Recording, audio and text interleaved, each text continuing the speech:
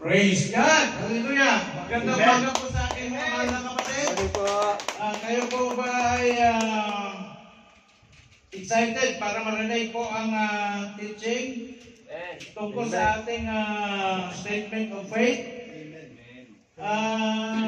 Recap, nung sa mga nakaraang pag-aaral po natin, una nating napag-aaralan ay tungkol sa scripture na pinatunayan doon sa pagtuturo na yon na ang ating ginagamit na Biblia, ito po ay tunay na salita ng Diyos. No?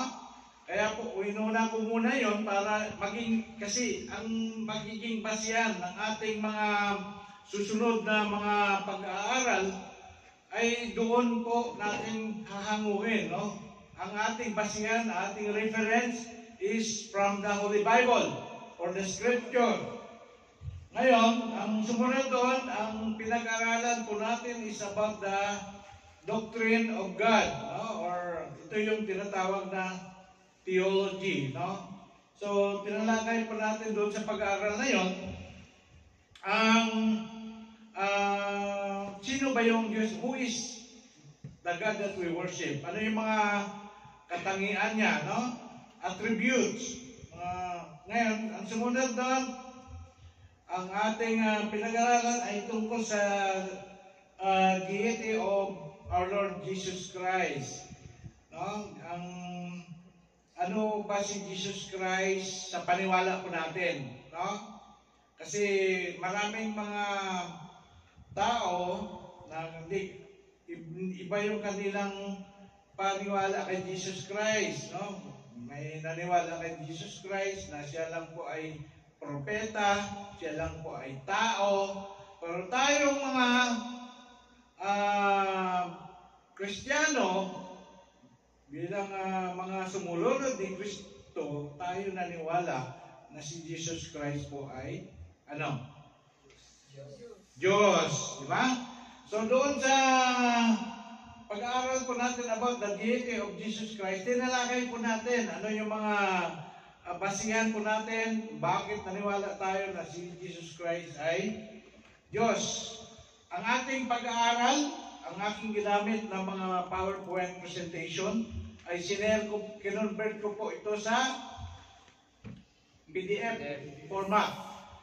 At ito po ay na-share ko sa ating group chat na bago, TCFIM 2025. Yung mga kapatid na hindi pa naka-add doon, mamaya sila ni Ate, i-add namin yung mga pangalan ninyo para ma-access din po ninyo ang mga material na aming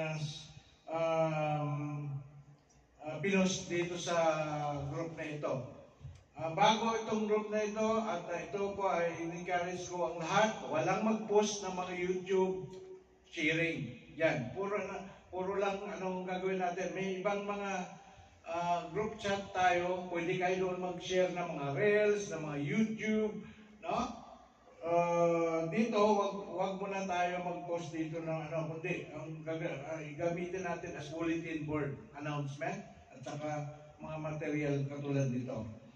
So, mga kapatid, basahin ninyo po yun. May tatanong ko, yung mga nakadalo lang, bilang pagsusuri.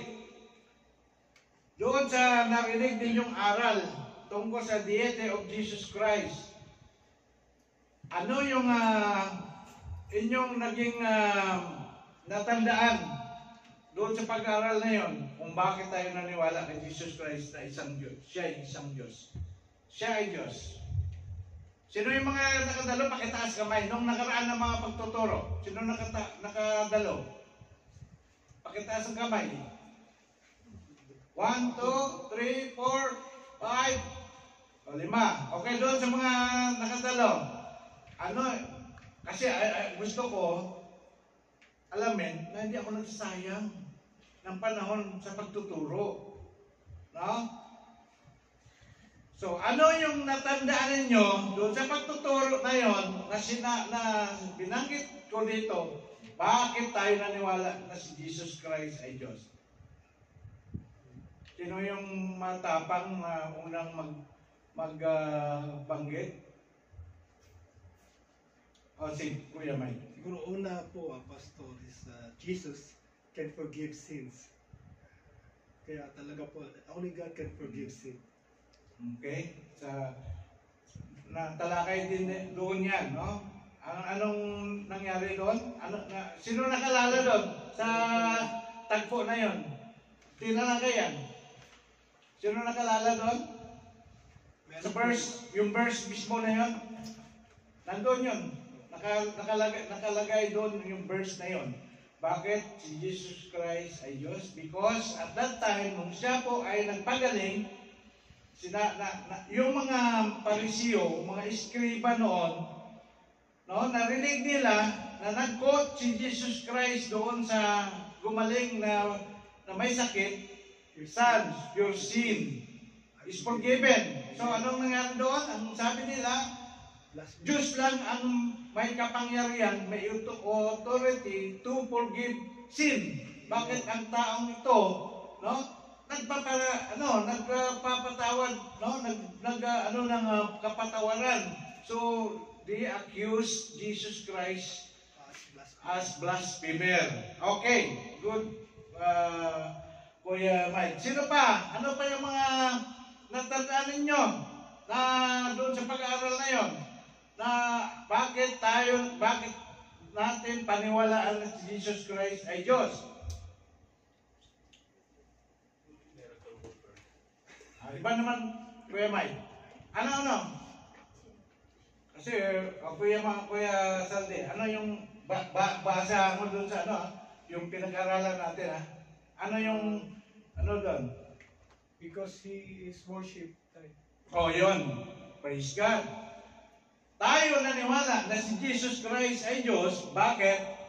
Kasi, according to the Scripture, maraming mga Bible verses na nagpapakita na si Jesus Christ ay sinamba. Amen. Example, sino yung mga alam ninyo na group of people or tao na nag-worship kay Jesus? Tatlong hari. Walang hari, Kuya Mike. Pantas. Walang hari. Tatlong pantas. Tatlong pantas. Okay, can we read that nasa PDF na pinadala ko. Sino ang makapagbasa? 3 wise men. 3 wise men. Okay?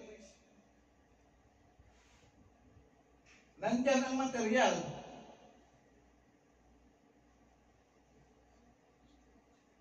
O Jai. Nagbasa ka, Jai. Ano, ano? 3 wise men, Matthew 2:11. O Matthew 2:11. Anong nangyari doon? And going into the house, they saw the child with Mary, his mother. And they fell down and worshipped him. Yun. Kasi gusto ko mga kapatid, tandaan nyo yan. Kasi pag merong mga tao na makahalubig, uy, si Kuya Joseph, praise God. Pumayat si Kuya Joseph. Welcome Kuya Joseph again sa ating gawain. So mga kapatid, gano'n, bakit ako ganun na gusto ko matandaan ninyo yung mga tinuturo natin dito. It will equip you. Kasi mamaya may nakahalubilo kayo na nagsasabi, hindi naman Diyos si Jesus Christ eh. Ano sabihin nyo? Wala kayong natandaan. Wala kayong alam. Ito mga kapatid, magamit din ninyo ito sa pag-share ng gospel. Kasi ito yung isang objection, no? Lalo sa mga taga rito. No? Ngayon kung may alam tayo, may babanggitin ka. Kung wala kang alam, anong sabihin mo, ay oo nga, maniniwala ka doon sa mga sinasabi nila. Kaya kailangan equip po tayo. Okay, sino pa yung mga ibang tao na nag-worship kay Jesus Christ? Kuya Marlon, doon sa material na binigay ko, sino pa yung ibang mga tao na nag-worship kay Jesus Christ? Disciples. Jipoy, grabe si Jipoy. Alam mo talaga kung sino yung nagbabasa ng Ano yung ginawa ng disciples po? Saan tagpo yun na nag-worship sila kay Jesus Christ? Sa boat tayo. Sa? Sa boat. Ano yung pangyayari doon? Sabi dito, and those in the boat worship him, saying, truly you are the Son of God. Okay. Ganito yun. Si Jesus Christ, yung mga disciples, sumasakay sa bangka. Wala si Jesus Christ. Pagkatapos nakita nila, may tao, akala nila multo, na naglalakad sa tubig. Tapos nung namukhaan, na-identify nila na si Jesus Christ, si Peter, biglang nagkaroon ng, sabi niya, gusto ko rin, pupunta ko din, maglakad din siya. Naglakad, nakapaglakad niya, di ba? Nung nakapaglakad si Peter, nakapaglakad siya, pero nung dumating yung masamang panahon, lumubog siya. Tinulungan siya ni Jesus Christ. Tapos na-witness yun ng mga disciples. Kaya yung mga disciples, yung mga nasa bangka ng mga disciples, nakita nila ang kapangyarihan ni Jesus Christ. Nag-worship sila kay Jesus Christ. No? Marami pang mga tagpo sa Bible na tandaan niyo yan mga kapatid. So tama si Kuya Saldi. The reason that we believe Jesus Christ is God because people worship Him. Amen. Amen? Amen. Tapos, ano pa? Siyempre, mayroong nagsasabi, kung talagang Diyos si Kristo, si Jesus, sabi niya, sinabi ba niya na, Diyos ako, sasambahin ninyo ako? Nasagot na yun, yung pagsamba, di ba? Kasi sa Bible, sinabi ng Bible, sinamba siya. Pero yung quote, yung nag-pronounce na si Jesus Christ ay Diyos, si Jesus Christ hindi nagsabi, I am God. Pero, sa Hebrew chapter 1, verse, 6.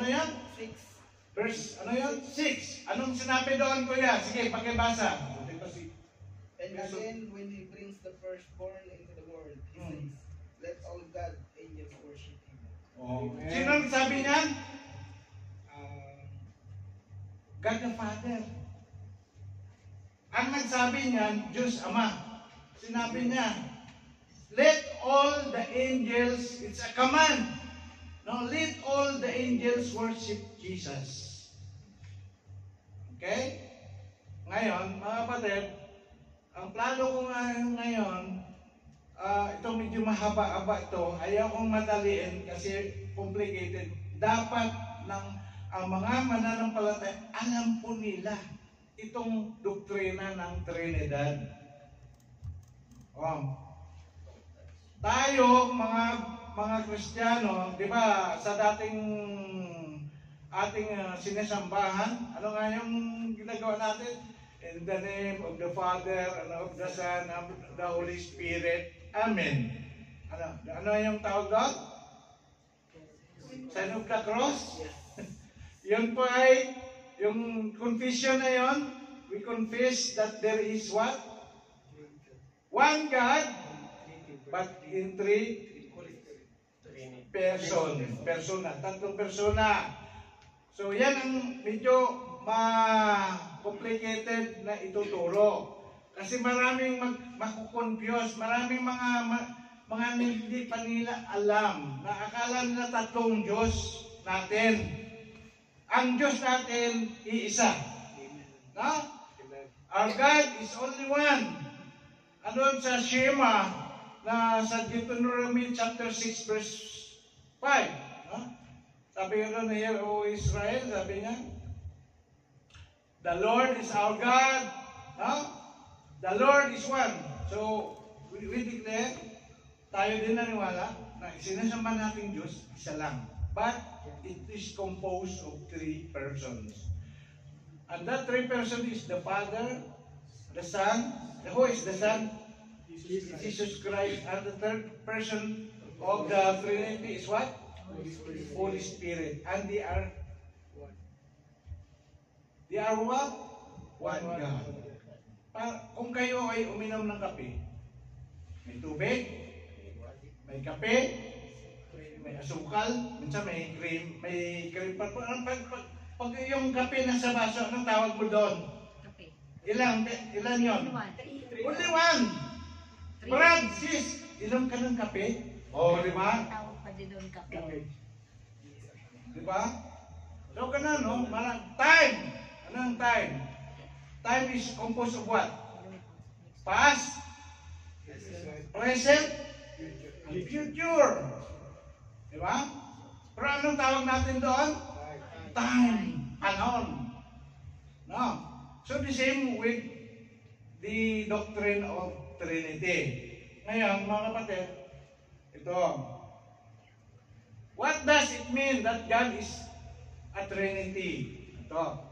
Tagalog na lang kasi sabi doon, ang doktrina ng Trinidad ay nangungulugan na mayroong isang Diyos na walang hanggan na umiral bilang tatlong natatanging persona. Tulad ng sinabi ko kanina, ang anak, ang ama, anak at banal na espiritu. Sa ibang paraan, ang Diyos ay iisa sa esensya at tatlo sa persona.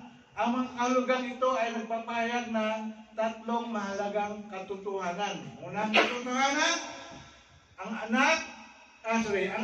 ama, anak, at banal na espiritu ay magkaibang persona. Yun binanggit ko na, no? So, katulad niyan, si Kuya Mike is the father, no? Yung anak niya, no? May anak siya, he is one person at yung anak niya, another person, di ba?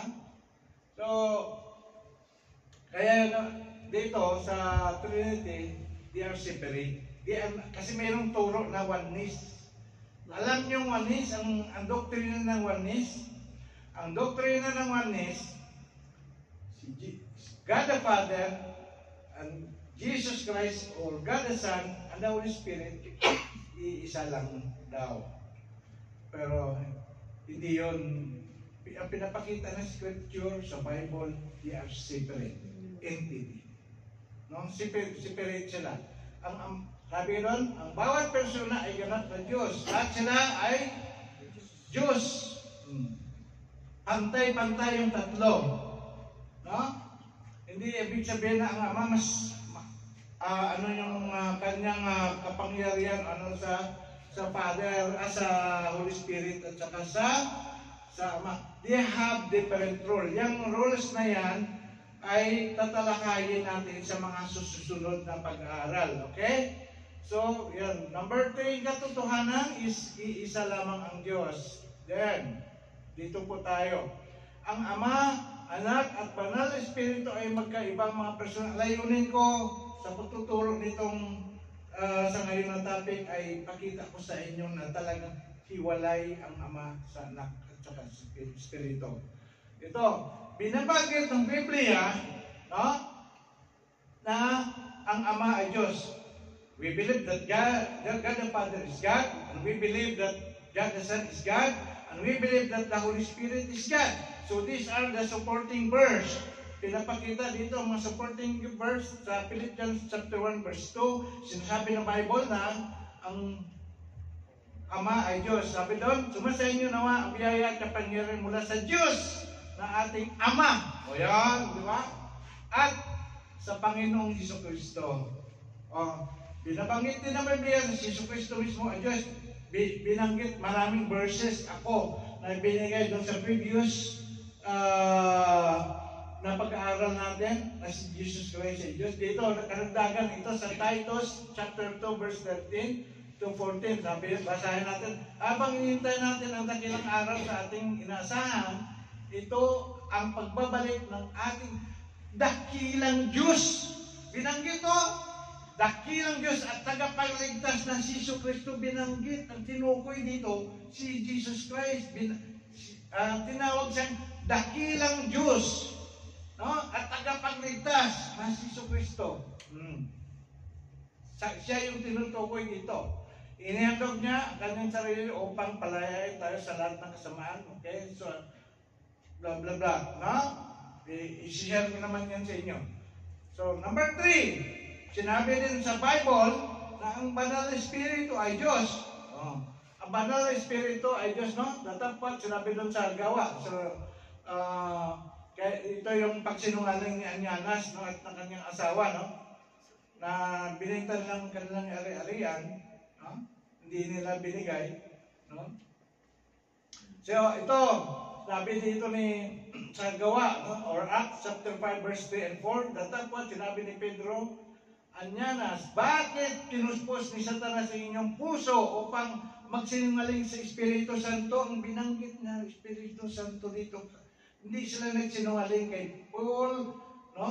Or kay Peter, o sa mga disciples, Anyanas, no? At yung Anyanas, hindi nagsinungaling sa mga disipulo, kundi nagsinungaling sila sa Banal na Espiritu. Ibig sabihin, ang Banal na Espiritu ay Diyos. Amen? Ayan. Sinasabi din ng Biblia, ang Ama, Anak, at Banal na Espiritu ay magkaibang mga persona. Ito yun, ikuan ko. Bakit sila hiwalay na persona? Itong nagsusupport dyan. Ipinidala ng Ama ang kanyang anak sa mundo. John 3:16, di ba? For God so loved the world that He gave His only begotten Son, di ba? Ayan, John 3:16. At ang pangalawa, ang sumunod, matapos na yung mission ni Jesus Christ noon, after noon, namatay siya sa cross, nag-resurrect siya, no? Siya ay babalik na sa Father, doon sa heaven. No? Sabi nga doon, no? John chapter 16 verse 10, tungkol sa katuwiran sapagkat ako'y paroon sa Ama.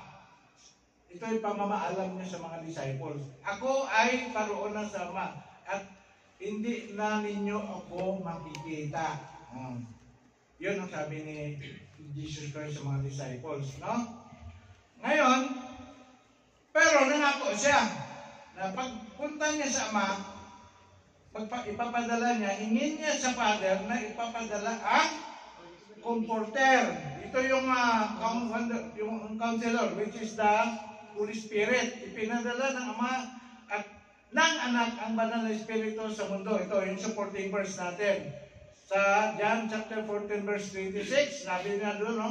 Pero kapag nakaalis na ako ng ang tagatulong na walang iba kundi ang Banal na Espiritu, no? Ang ipapadala ng Ama bilang kapalit ko, sabi niya, di ba? Kapalit niya. Siya ang magtuturo sa inyo ng lahat ng mga bagay na magpaalala sa inyo ng lahat ng mga sinabi ko sa inyo. Yun ang role ng Banal na Espiritu. Siya ngayon ang nandito sa atin, kaligitnaan, Banal na Espiritu. No?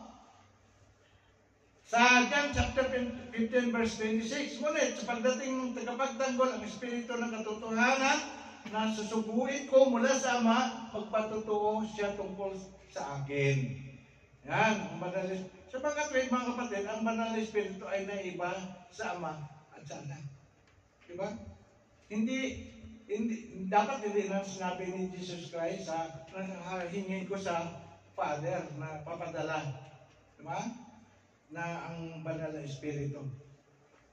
So, itong conclusions, itong additional proof sa Bible na kung saan magkahiwalay ang Ama, Anak at Banal na Espiritu. Doon sa Marcos chapter 1 verse 10 to 11, during the baptism of Jesus Christ sa Jordan River, no? Makikita natin na ang Ama sa langit nagsalita, di ba? At bumaba ang Banal na Espiritu in the form of what? Dove. No? At kalapati, habang si Jesus ay umaalis sa tubig. Ayan, basahin natin. At karakang pag-ahon sa tubig, no? Si Jesus Christ yun, ay nakita niyang biglang nabuksan ang mga langit at ang Espiritu na tulad na sa isang kalapati na bumaba sa kanya at may isang tinig na nagmula sa langit. Salita, ang tinig sa langit, may ang Banal na Espiritu in the form of dove, bumaba. Iwalay, di ba? Makita natin, iwalay. No? Ito, ang sabi ng tinig mula sa langit, ikaw ang sinisinta kong anak, o third person. Si Jesus Christ. No? Hindi niya sinabihan yung kalapati, no? Ang sinasabihan niya si Jesus Christ, ikaw ang sinisinta kong anak, sa iyo ako lubos na lulugod. So makita natin, hiwalay talaga. No? Malinaw? Oh. Kaya, ito, tinuro ko sa inyo mga kapatid. Kasi pag may mga doktrina, mga paniniwala na marinig kayo sa labas, mayroon na kayong pundasyon. No? Meron kayo na hinahawakan. Bakit tayo naniwala na hiwalay ang ama, anak? No? They are not the same person. They are sila po ay walay. Ito sinabi rin nun sa John chapter 16 verse 35, no? 13-15. No? Ayan, basahin na lang ninyo yan. So, therefore, sa makatwid, mga kapatid, ang Ama, Anak, at Banal na Espiritu ay magkaibang mga persona, ay nangangulugan na sa madaling salita na ang Ama ay hindi anak. Ang Ama ay hindi siya yung anak. Okay? Ang anak ay hindi banal na espiritu. Ayan, no? At ang banal na espiritu ay hindi ama. Siyempre, isa rin. Ang banal na espiritu ay hindi rin yung anak. No? Father is not the Son. Ayan, no? Father is not the Holy Spirit. And the Holy Spirit is not the Son. And the Son is not the Father. Nagets nyo? But Father is God. And Son, the Son is God also. And the Holy Spirit is Son also. Nakakalito, no? Pag bibilangin 1 plus 1 plus 1, tatlo nga, diba? Pero yung illustration ko kanina, na ang kape, contents of coffee, water, and sugar. Minsan may cream pa. But they are called coffee only. No? Ganun din dito. It is, our God is one, but it consists of 3 persons. The Father, the Son, and the Holy Spirit. That is what we call mystery. Okay? So hanggang dito na lang po. Ito ay i-share ko, i-convert ko sa PDF. Basahin niyo mga kapatid, please. Basahin niyo. Para hindi ako mag-aksaya ng effort ko sa pagtuturo sa inyo. No? Okay. Mayroon akong chinare kanina na mga Bible verses. Yun po ay about salvation. Yung mga Bible verses na yun. No? Hindi ko pa nagawa yung kanyo kasi gagawa talaga ako ng listahan. Kung sino yung mga kapatid ang nakaka-memorize na ng binigay ko na mga Bible verse. Amen? Sino ba yung hindi pa nakapag-recite noon? Si Giner yata. Gusto mag-recite. Na-memorize na niya eh. Si Junior. Alam niyo mga kapatid, nung nag-aaral kami ng EE, ang aming, anong tawag natin doon ga? Yung mentor. Tuwing meeting namin, tuwing pag-aaral, harap ka sa kanya, i-memorize mo lahat. From first Bible verse hanggang sa ano. Hindi lang yung Bible verse, pati yung laman ng sasabihin mo na balangkas ng kung paano ka mag-share. 6 na pages yun. Kaya 110 kami na nag-aral, ang nakagraduate lang 65. Kasi maraming ayaw ng memorization eh. So mga pero ito mga kapatid, this will help you in your spiritual growth. I encourage you. Si Jesus Christ, nagtagumpay siya against the temptation of Satan because He used the Word of God. Eh kung wala kang Word of God, ano gagamitin mo? That's why ito po yung aking mga makulit ako mga kapatid. No? Makulit ako, pero pasensya mga kapatid, this is good for you. No? Kung susundin po ninyo ang aking ano. Sino po yung yung mga nakapag-memorize ng Ephesians 2:8 and 9? Pakitaas ng kamay. Kuya Marlon. Ay, ano tayo? Ephesians 2:8 and 9. Ephesians 2:8-9. Sapagkat sa biyaya kayo nakakaligtas sa pamamagitan ng pananampalataya, Ito hindi sa inyong sarili, ito ay kaloob ng Diyos. Hindi sa pamamagitan ng gawa upang ang sino man ay hindi magpuri. Sino yung nakapag-mirrors ng Romans 6:23? Kuya. Romans 16:3. For the wages of sin is death, but the gift of God is eternal life through Christ Jesus our Lord. Palampakan natin si Lord sa buhay ng... Romans 3:10! Ayun, tapos na yung dalawa eh. Si engineer yan na ituro ko eh. Romans 3:10. Engineer, ikaw yung tinuro ko. Romans 3:16 yun. Walang 3:16. Ay, 3. John 3:16 yun. Ay, O sige, John 3:16. Sige. John 3:16. John 3:16. For God so loved the world that He gave His only begotten Son, that whoever believes in Him shall not perish but have eternal life.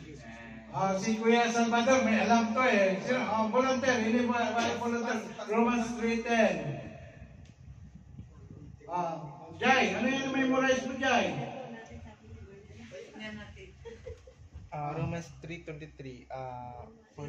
For all have sinned for short of the glory of God. 3:23 pala. 3:23, Medyo na, tinitingnan ko lang kung tama yung ano nyo. kaya nga sabi, Okay. for all have sinned, comes from the blood of God. Sa susunod po, ituloy po natin ito, no? Random, mag-ano ako, kaya mag-start na rin kayo. Mamaya, kukunin ko yung mga pangalan, Facebook, account ninyo na. At i-add ko yung ano ninyo. Para, amen? Praise God. Maraming salamat sa Panginoon. Lord, glory to you, O God, that you are the one who gave me, Lord, ability, O God, to teach your word to your people. Lord, sinisilyuhan ko sa banal na magitan ng banal na dugo ng aming Panginoong Isus, ang mga narinig ng aming mga kapatid, Lord. Lord, ang dalangin ko na ang mga katuruan na kanilang narinig sa magang ito, Lord, ito ay, Lord, i-desire nila na, Lord, na hindi nila makalimutan. Ito pa rin sa pangalan ng Panginoong Isus. Amen. Glory to God.